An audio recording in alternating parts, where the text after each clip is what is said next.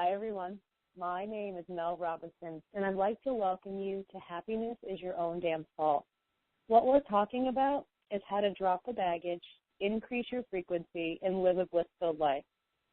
Now, I decided to put this summit together because I want you to know that happiness is equally available to everyone, no matter the circumstances that you've endured.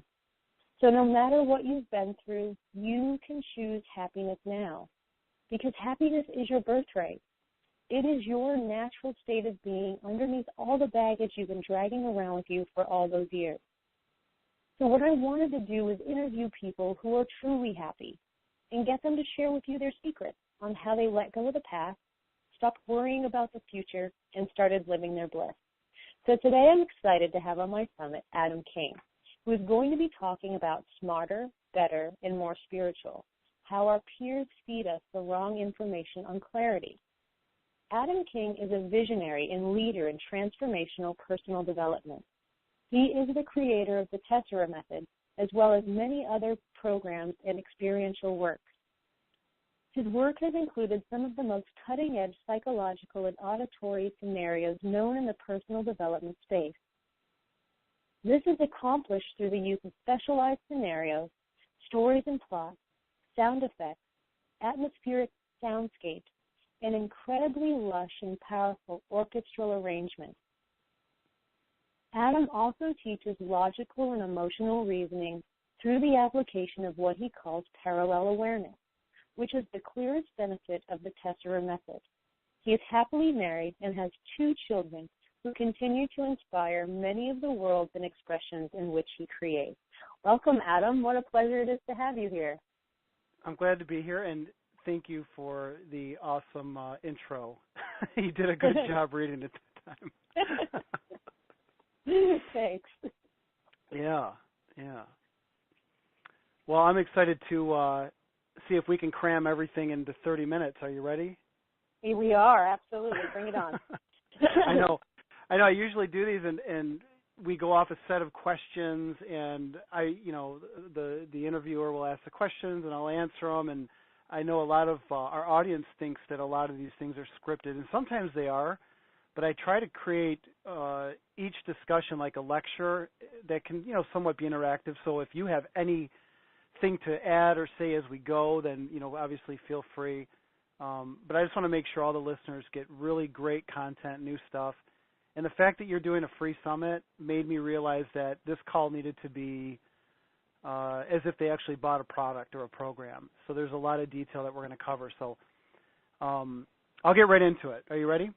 I am. I'm excited about this. Thanks so much, Adam. Okay, yeah, this is going to be crazy, okay? Definitely crazy. I've never done this call before, so it should be unique. First of all, I want to talk about the title of the call, the Smarter, Better, and More Spiritual. I have been only listening to my audience to come up with the things that I discuss. And I want you to know that the title itself was meant to be sarcastic in such a way that, not necessarily, I'm here to show everyone how to be amazing. And I know that it is, like you said, our own fault or our own responsibility to be happy and things like that. But I just want everyone to understand right off the bat that I don't look at my audience as a bunch of people who are hurt, lost, confused, overwhelmed, even knowing these are traits that we have at all times. So when I came up with the title, I was listening to my audience, and they're obviously giving me feedback. We're tired of the same things. We're tired of being talked down to. Reminds me of a chiropractor I went to once, and I said I have a stiff neck, and obviously it was because I work in a studio and I sit in a chair, and I was looking at the screen. It was before I knew about adjusting the chair and all that. And I remember him telling me, well, you have a problem. And I said, yeah. And I said, yeah, what do you mean? He says, well, you're sick.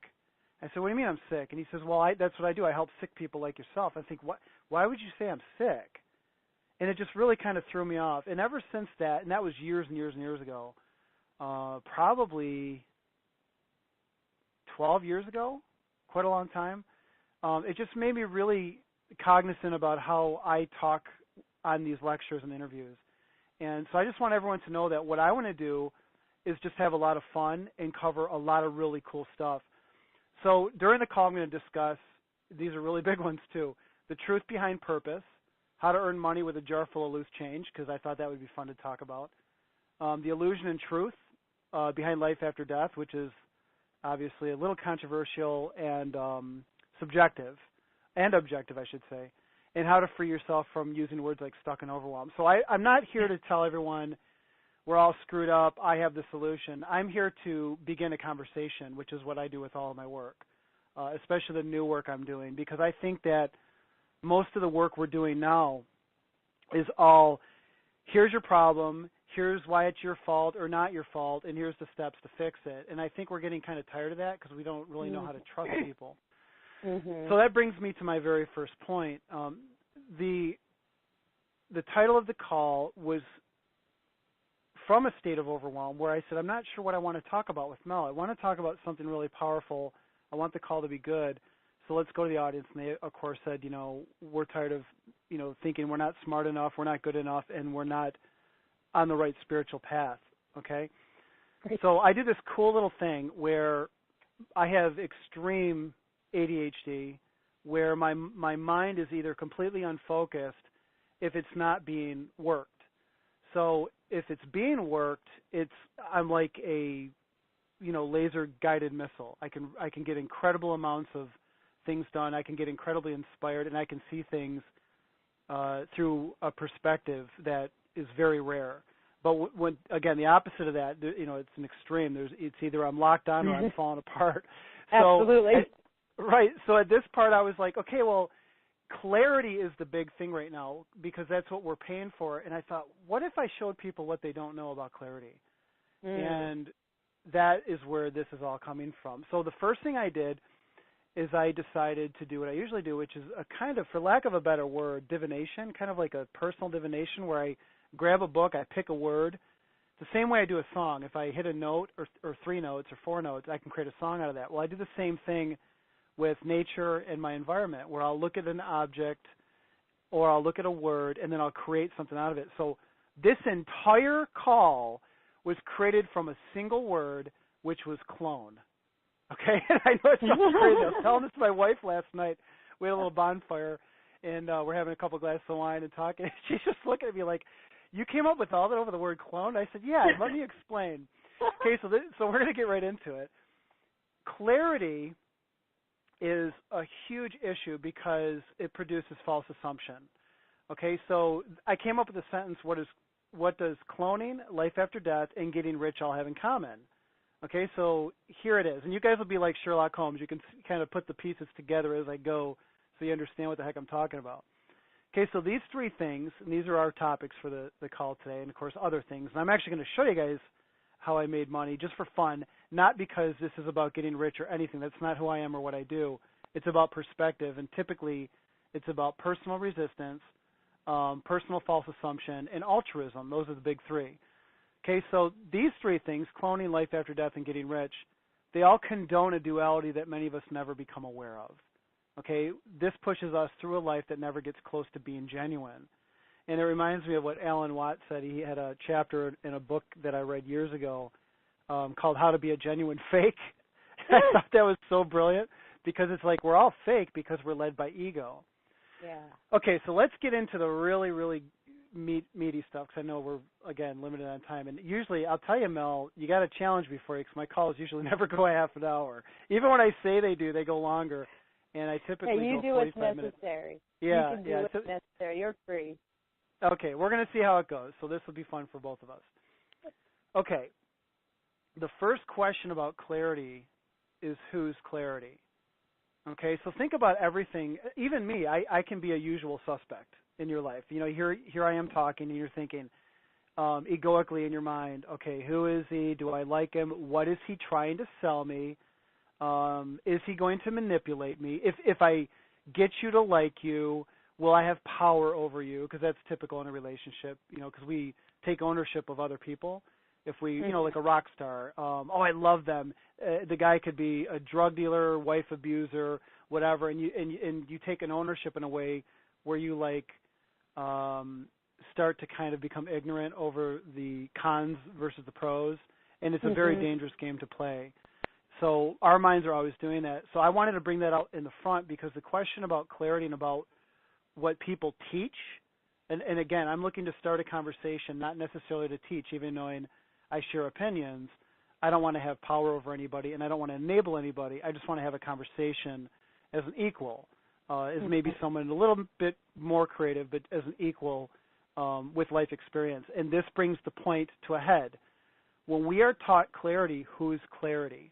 Whose clarity are we being taught?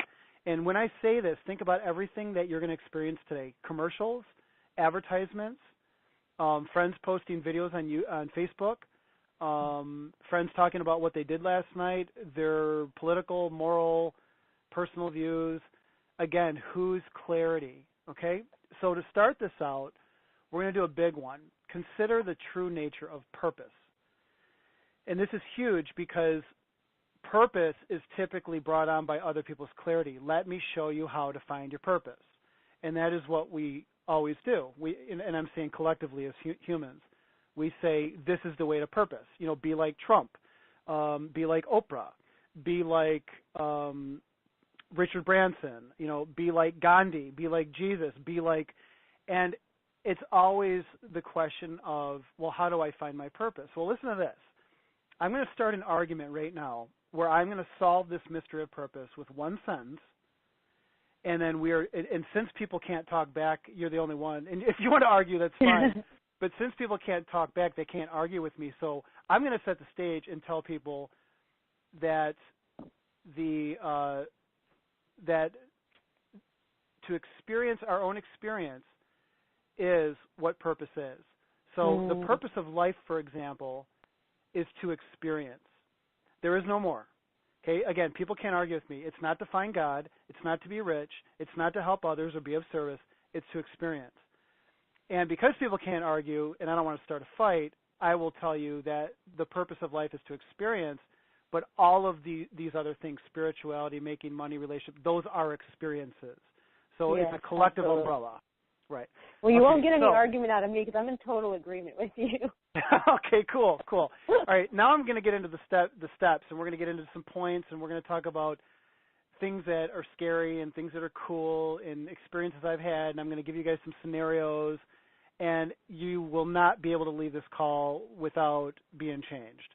You will not be able to leave the call without seeing the world a little brighter, a little dimmer, a little differently.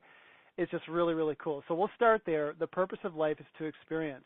Now, when others tell us what experiences to have, we immediately go off our own path. And this is what pisses us off.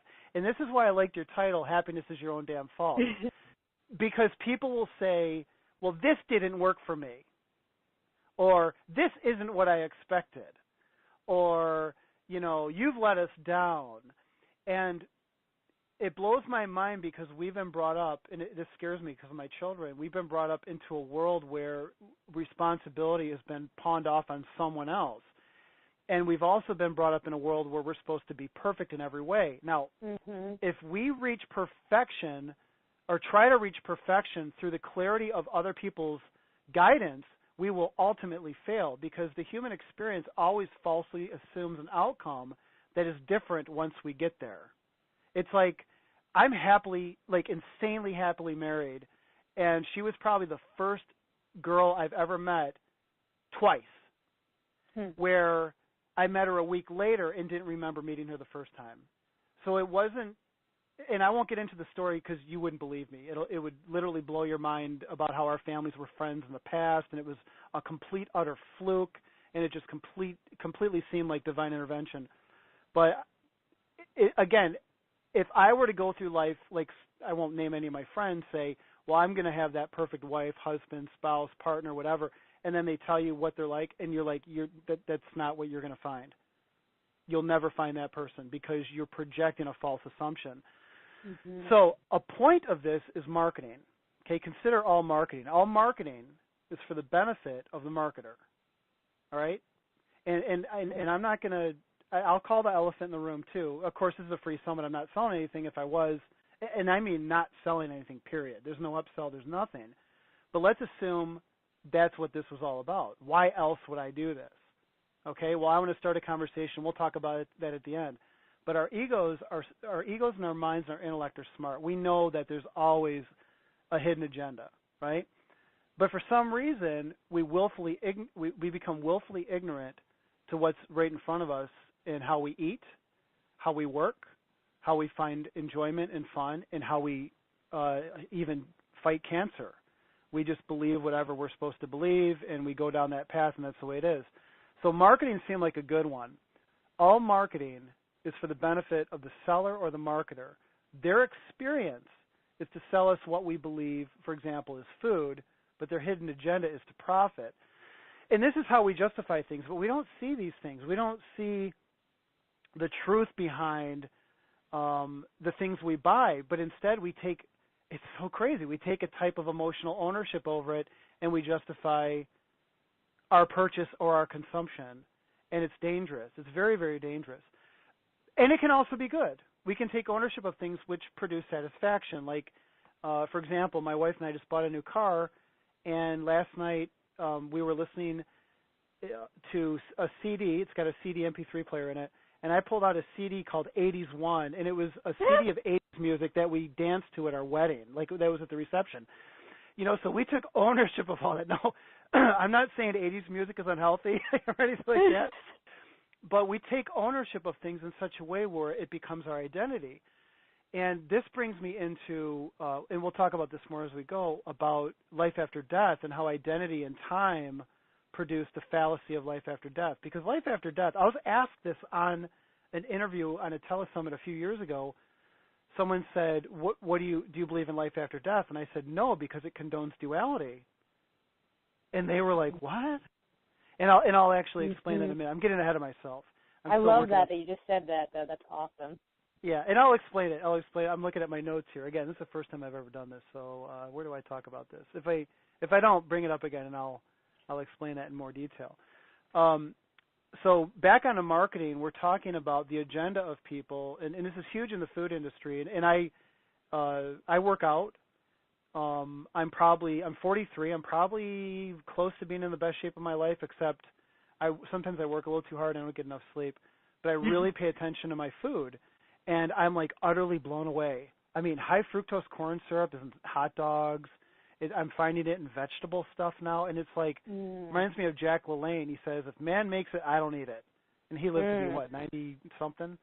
Right. So, so it's just amazing how we become, again, willfully ignorant. I saw that on a TED Talk. Someone was talking about how they put stuff on labels or how they slaughter animals. Anyway, whatever. I'm not going to get into a whole political talk.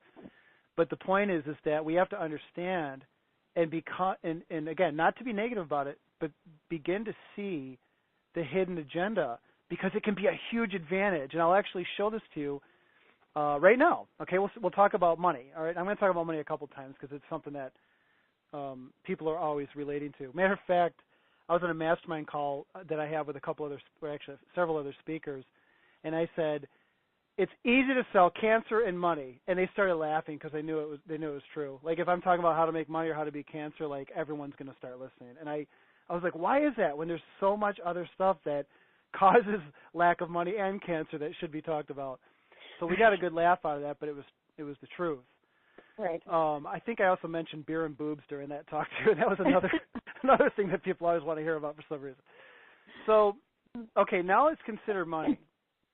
Let's consider what we know and what we don't know about our perspective, things we see and we don't see. And I wanted to use an example of a real estate negotiation, because I know real estate and online marketing and coaching and all these different things are big things for people to earn money, and they want to earn money and they want to learn about it.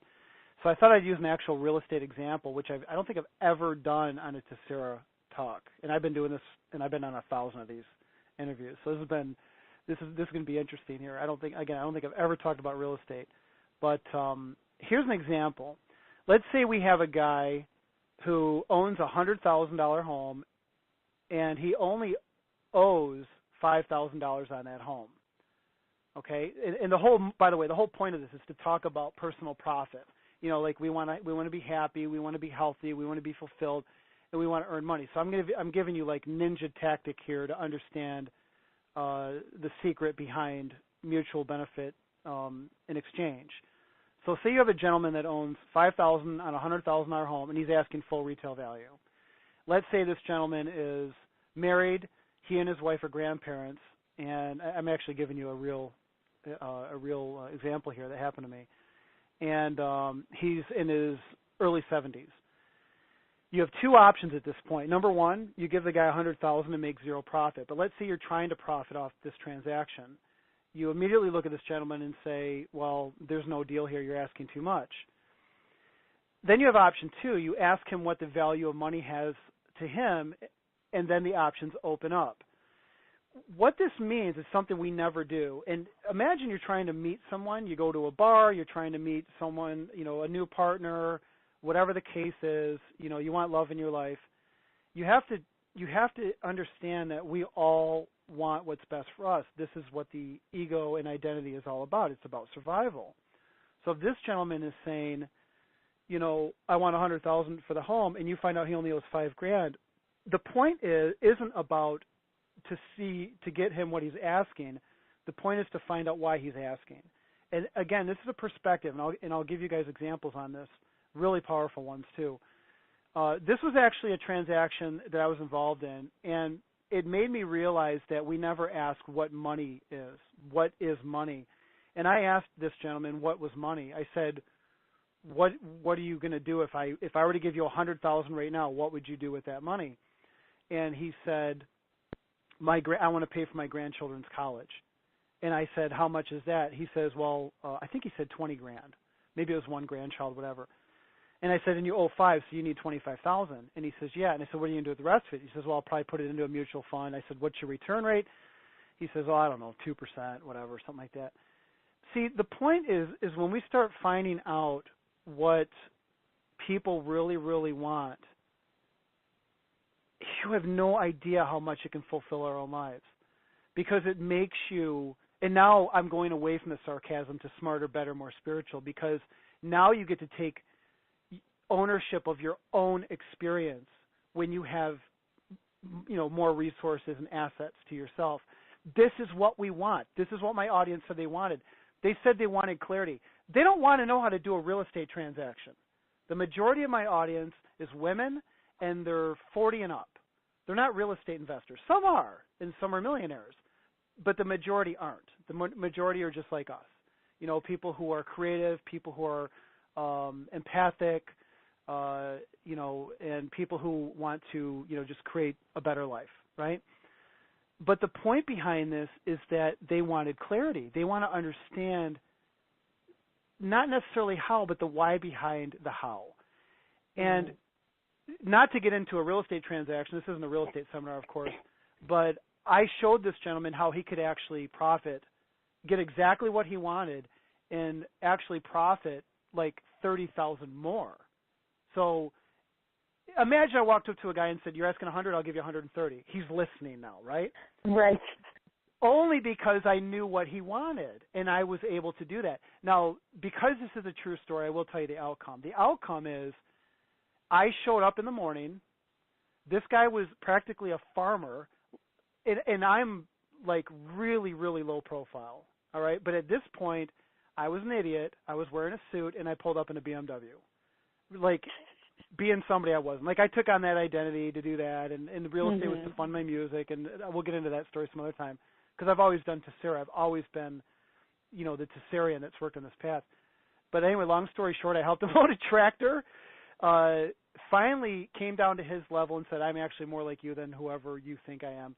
And that day, a real estate agent was showing the house to a guy who was interested, and they put down a deposit to own it, and gave him full asking price. And he called me asking if he could have my lawyer to get out of that deal to sell it to me, even knowing the guy, the couple buying it were giving him full asking price.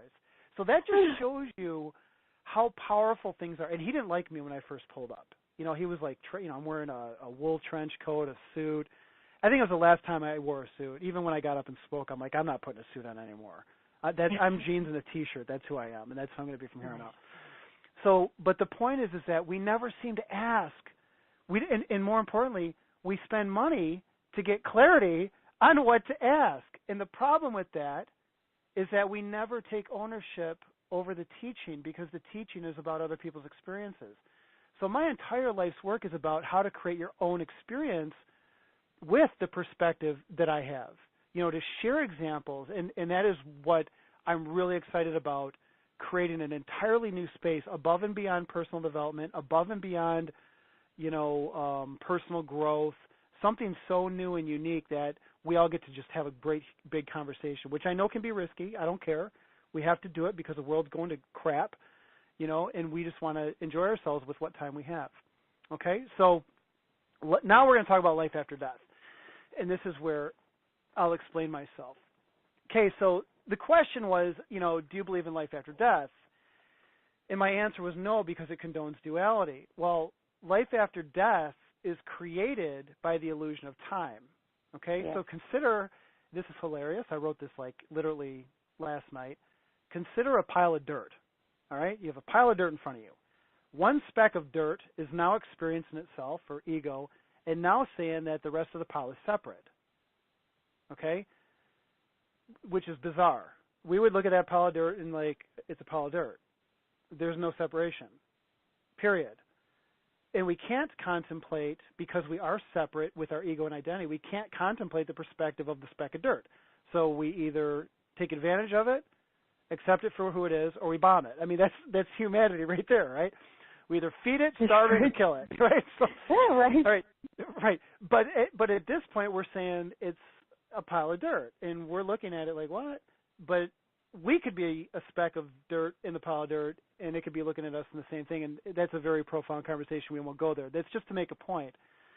So the ego, the speck, is the center of all survival. It does not know it is truly unseparate from the rest of the pile of dirt or the world because of its identity. Identity in duality is a mechanism, senses, smell, touch, taste, etc., to produce experience.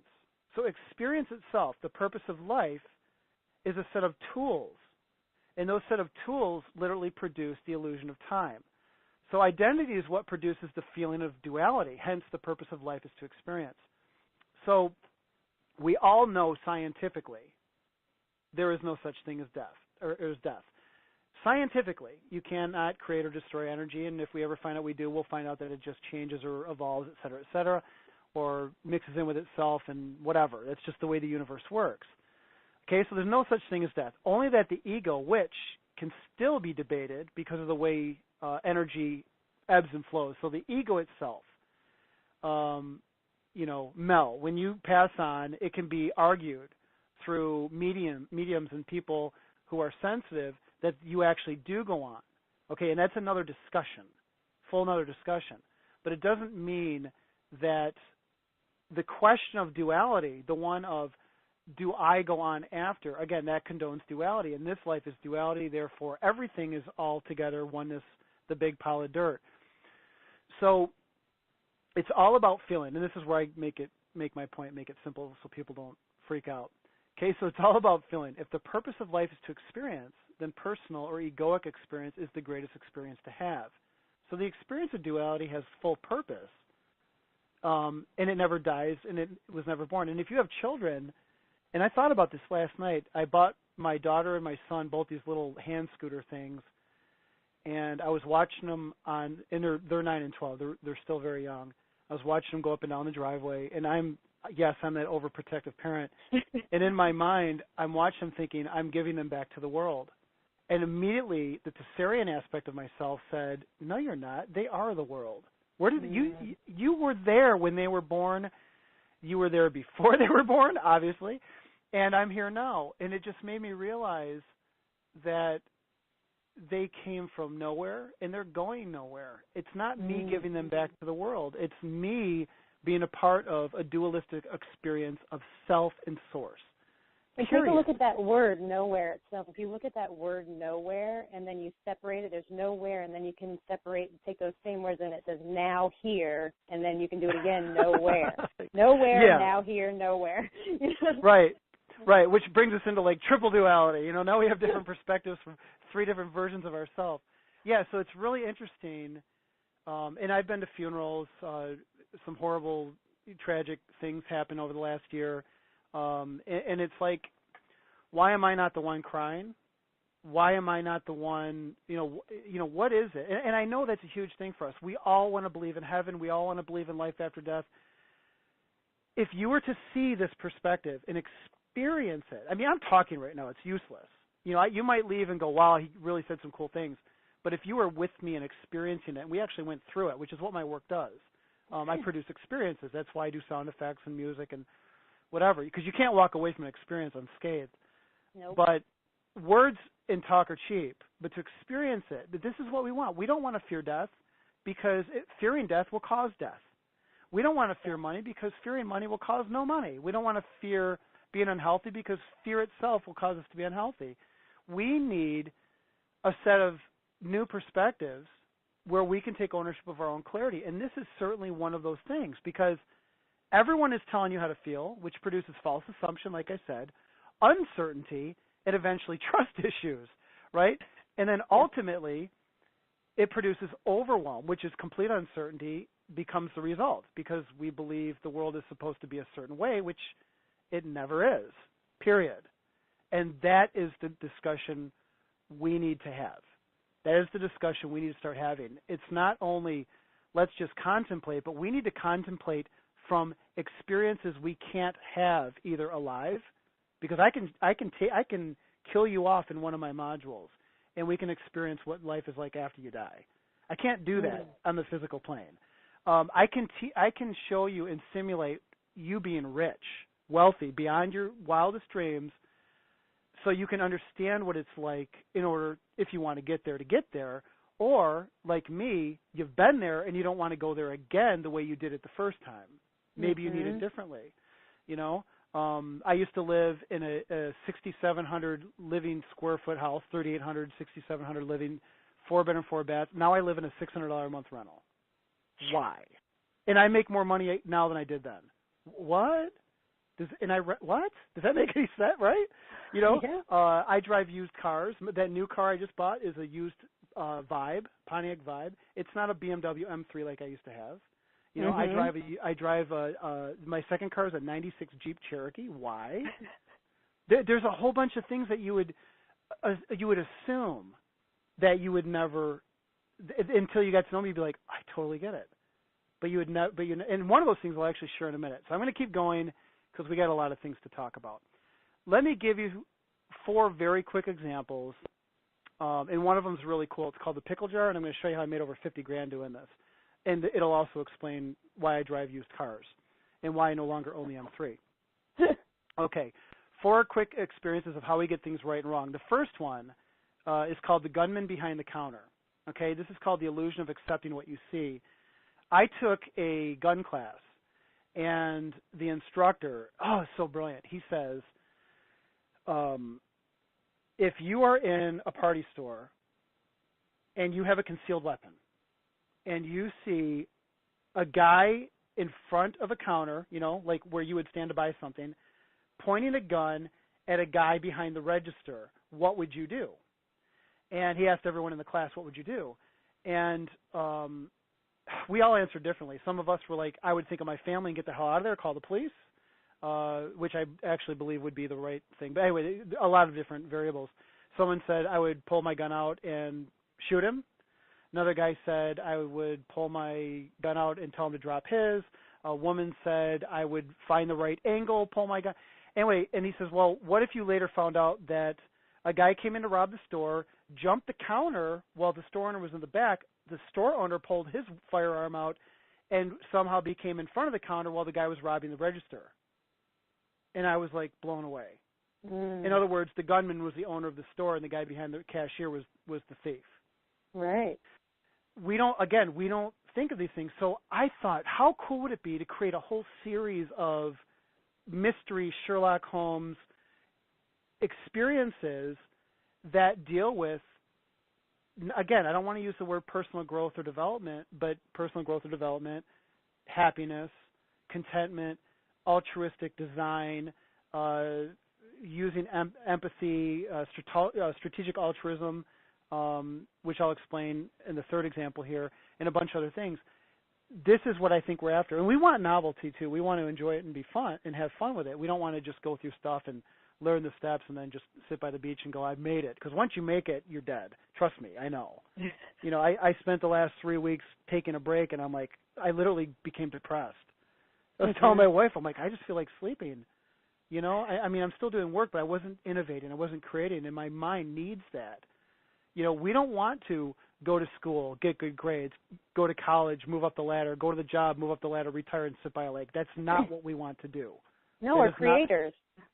Right. We don't want to have dinner and wait for dessert after. We want dessert first. And I know a lot of people in Europe do that. There's one of my friends said on the call. I don't want to mention her name because I can't remember who said it, but another speaker. Okay, so let's talk about the second one, okay, the restaurant scene. This is one I talked about a lot. I'll make this very brief instead of going through the whole simulation. But imagine you and I were at a restaurant, busy Friday night. I hand you $1,000. I say you can keep that if you can walk up to the hostess, get the owner out, and make him a client for your business. I will tell you nothing more, not how to do it, what your business is, or anything. What will will you do it? Most people would hand me the $1,000 back and say I can't do it, or they would know they would fail and they'd try and they'd fail, which would make it even worse. Then I go through the simulation, explain, well, here's how I use the environment. Here's how I use everything in the environment, what people are eating, how they're dressed, the colors of the curtains, the environment, the candles, the tables, the silverware, the discussions people are having, again, what they're eating, how they're enjoying it, my experience, the fact that you are my friend and I brought you to the restaurant, and I'd use all of those things to walk up to the hostess and get the restaurant owner who's busy as hell to come out from the back and become a client. And it works. Okay? That's another one. The point of it is how emotional resistance stops us. And it does all the time. How many times have you bought a new program, decided to do a new job, quit your job, do a new thing, start that painting, start the new album, start the new website, write the ebook, write the book? How many times have we had emotional resistance because of lack of clarity stop us? Like 99% of the time. Well, in order to write a book, you go and have to read how to write a book, and that confuses you even more because now you're not authentic. You're trying to follow an outline you can't follow. Then you feel like you're a dumbass because you can't follow it. And then you start thinking, well, I'm no good at doing this, so maybe I shouldn't do it. Okay, and now we'll talk about strategic altruism, and this is how our survival mechanism damages our relationship. And this is the hot dog experience. This is a very easy one. You're walking in the park. You have, and I've saved the best for last, a pickle jar. And I'm talking fast because I want to make sure we have enough time here. I know we're getting very close. So the hot dog story is you're walking in a park with a friend, and the friend says, I'd really like to go for a hot dog. You don't like hot dogs. You think they're poisonous, and you know that there's a good hamburger store that you know the owner, and you think you can get a good deal. So you try to talk your friend into getting a hamburger. Okay, we do this every single day, especially with our children, which, again, is very dangerous. We control. Again, go back to marketing. If I'm going to sell you something, I have a hidden agenda to how it will benefit me. Now, I need to understand, which I'll prove to you in a minute with the pickle jar, your value or what you consider valuable as well, so I can be of service and value to you too. But this is a really bizarre situation because we try to manipulate people into doing what we want them to do, especially if you have an anxiety disorder. I experienced this quite a bit. Growing up, I saw a dog get hit by a car, so every time my mom let our dog out, I would run out and secretly bring him back in, and that's why I started peeing in the house, because I was horrified of him getting hit by a car. I would control friends growing up through high school. They want to go to a party or they want to go to a bar or where, and I'd be like, well, let's just stay home, because I would know that I would have an anxiety attack, and I became the asshole that never went anywhere, you know. But you're too scared, and you don't know what's happening, and all these different things. So I brought that into my adulthood, and that's not cool, because now you are no longer experiencing wonderful things. So you need to understand the basis of your disorder. If you can do that through experience, then you can prove to yourself you can beat it, and that's exactly the type of stuff that I love to do. So going back to the hot dog story, it's a simple question. Just like the guy with the real estate, the house with a piece of real estate that you only owed $5,000 for, I could actually profit from you wanting a hot dog, okay? Instead of me saying let me go get you a hamburger, which will make me just a jerk because you want a hot dog, or your friend wants a hot dog. So without getting into that, because we don't have a lot of time, there is an answer to that, and I want to invite people to that conversation and show them how that actually works. And I've used that a million times to get what I want. And I'll give you an example right here, and this is kind of a big one, so I'll go quickly. My wife and I, we were living in one of our rental properties because we started just downsizing everything. We ended up filing bankruptcy. Long story about that, which is probably one of the best things I've ever done. And we were talking about, now we're going to do it the way we want to do it, really fulfill ourselves, do it the right way, so everybody can be a part of it, et cetera, et cetera. So I had this pickle jar. Matter of fact, I still have the damn pickle jar, but I put $120 in loose change in this thing, poured it out one day, and I took pictures of all of this. I think this was back in 2009, 2010, somewhere around there. And what I did, by the way, the point of this is how we can leverage what we normally don't see in order to create a world that supports our intentions and dreams. I said I want to turn this $120 into thousands. Well, so far, I've turned it into about $50,000, $120. And I want to give you how I did that, okay? Before I do, we are at about 45 minutes, so I want to tell people what I'm offering them. Is that okay with you? Oh, yeah, absolutely. Go right ahead. Okay. I know I'm engaging people, but I just want to make sure some people, they want to know what's going on. Again, this is a truly free summit, so there's nothing to buy. I mean, that's always up to you, but there's nothing like I'm going to give you to where you have to go buy anything to make it justified. So let me explain this real quick. About a month ago, I wrote a song, and something really unique happened with this song. It was to be a part of my new album called Ethereal. And this song, for some reason, I posted it on SoundCloud, and it just started getting thousands of listens. And that's really rare. Typically, I'll put a song up. I have a very small following, and I'll get anywhere between 500 to 2,000 listens. Well, that happened in the first few days. And I started noticing that people who were listening to this were not my typical audience. We're talking Indonesian 15-year-old girls, Chinese 15-year-old boys. People were using this song, which is an orchestral piano, beautiful song. They were putting it in the same class with rap, heavy metal. It was just really bizarre, what was taking place. So what was happening was people were taking ownership of this song, not only because of the name, but because they saw other people listening to it that they related to. I think this is what's happened. So what I want to offer everybody is I want to give this song away give to you for free. It's called The Road Before You. It's the first time I've ever allowed people to download it. Okay, I mean, you can listen to it for free on SoundCloud if you can find it, but you can actually own this. So you can put it on your iPhone, your computer, your Android, whatever. And there's an opt-in to get to this song. It's tesseramethod.com/Mel. So TESSERAMETHOD,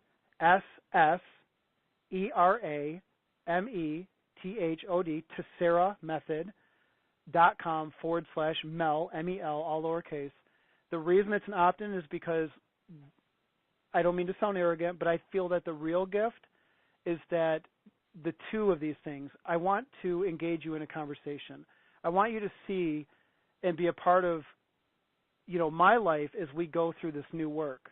That's, again, nothing's for sale. I want you to experience the new things that I'm doing. It's called Life Sequence, and there will be a million conversations that I post on my site. So if you opt in, you become a part of the newsletter, you get the song, and that song will kind of be like the backbone of the new conversation. I would like to see how you take ownership of it and what your story, how your story becomes magnified through that song, because something magical is happening with that song. I have no idea. I've been getting up to 500 listens a day on that song. Wow. Yesterday I think I had even more. So, and I'm waiting for it to just go viral. Boom, 40, 50, 60,000, million, whatever. I think that may take place. I don't know, but it's just really unique how people are doing that. So very low committal, just a song and a newsletter. Not even really a newsletter. I don't really do a newsletter. I do a new song every Saturday, which you would get. They're not downloadable, but you would get an email and you'd go stream it and you could listen to it. I make them. You can also use the SoundCloud app, which you can get so you can listen to them almost as if you downloaded them for free. I don't do it with all of them, But this way we can have a conversation, and any new things I put up there, you'll have a front row seat for. Okay? Oh, That sound good? Yeah, that cool. sounds awesome. Okay, so we'll talk about the pickle jar, then we'll just wrap up, because I think that I have more stuff to talk about, but I think that this will do it. Okay, so I had the pickle jar. We had $120. I documented it. The intention was to create something not necessarily just to sell, but to use the money for marketing, which I was horrible at, still kind of am, but to supplement something that I loved to do. So there was actually two things that came out of this. One was I created an ebook and used the money to pay for Google AdWords. Sold the ebook passively through a sales page and a website. And it was an ebook, of course. It was on real estate, and I still sell it to this day. So I still make money. So I really have no idea how much money I've made so far, but I know that it's been probably at least $50,000 over the years. The second opportunity I did, and this one's huge, and people are going to go, I want to know how to do that, and I will explain it in full detail. Actually, there was three, but I'll use this one. I won't discuss the third one. That's just an offline thing I did. This is really cool. I created a program, and by the way, you don't have to create a program. For those of you who are like, well, I can't do what you do. You can do what I did to fulfill myself, and this is really cool, and I'll explain it. So I created a program based on strategic altruism, which was, the hot dog story about, okay, well, you want a hot dog. What kind of hot dog would you like? You want ketchup, mustard? Okay, well, what would you pay? I'd pay $1.50. Okay, well, I know a hot dog stand. I'll be right back. The guy's only charging $1. You just pocketed 50 cents. Okay? Mutually beneficial. You gave your friend what they wanted. You didn't talk them into a hamburger. You were the hero. You took the $1.50. You said, here you go, and you pocketed 50 cents. And it's not even a moral issue. You asked them what they would pay. You asked them what they wanted, and you delivered.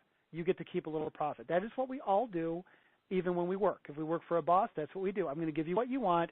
You're going to give me a little more, and I'm going to profit and pay my bills and pay my mortgage and stuff like that. That is just the way mutually beneficial agreements go. Okay, so I wanted to be paid to drive any kind of car I could find. Exotic, sports, and muscle cars. This is why I sold the BMW, because through this, I created that opportunity. So, but I did it blindly by creating a program on how to do strategic altruism, like the restaurant scene. Mm-hmm. I walk up to the owner, the host, and say, I would love to talk to the owner and give them a compliment. I just see my friend back there. This is the best meal we've had. They flew in from town. I'm from out of town. I'd like to give them a compliment. Now I just guaranteed the hostess to go get the owner. If I said I have a complaint, she may have defended the owner. But instead, the owner comes up. He's all pissed. He's got a towel over his shoulder. He's slammed Friday night. What do you want? See my friend over there? He had a wonderful meal. I just wanted to thank you personally. The lobster was amazing. I looked around your restaurant. I can't believe how busy you are. But I've been listening to the conversations people were having. I saw that they also bought the lobster. I saw the way even the aesthetics of the room, the way you did the purple and red curtains, the way you did the candles. I want the world to know about you because I had no idea, and I'm having the best time of my life. Could I talk to you on Monday and show you how I could do this at no cost? Boom, client. Absolutely, okay? I love that. Right, and it's not theory. I get a check every month from a client that I got in 2009 doing exactly that. They pay me every month. Okay, so that was actually a true story. And there's more to it, but it's very, very unique. So let's get to the cars.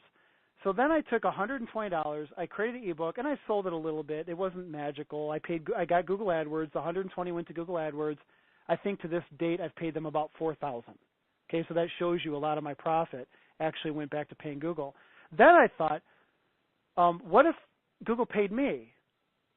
And then I started doing research on YouTube, and I went to a car dealer and said, I want you to give me all your cars, and I'm going to test drive them and beat the crap out of them, and I'll put them on YouTube, and I will put advertisements on my YouTube channel for your website and your dealership. And they were like, when do we start?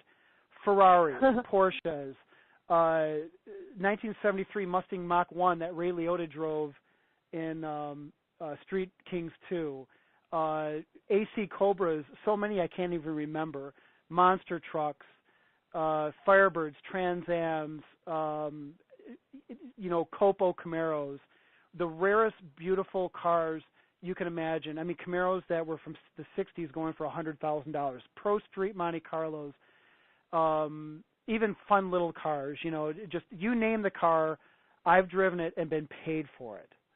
And it was all because I understood mutually beneficial agreements, and I understood how to ask people what they wanted to also coexist with what I wanted, and that is why I no longer have a sports car, because I don't need one.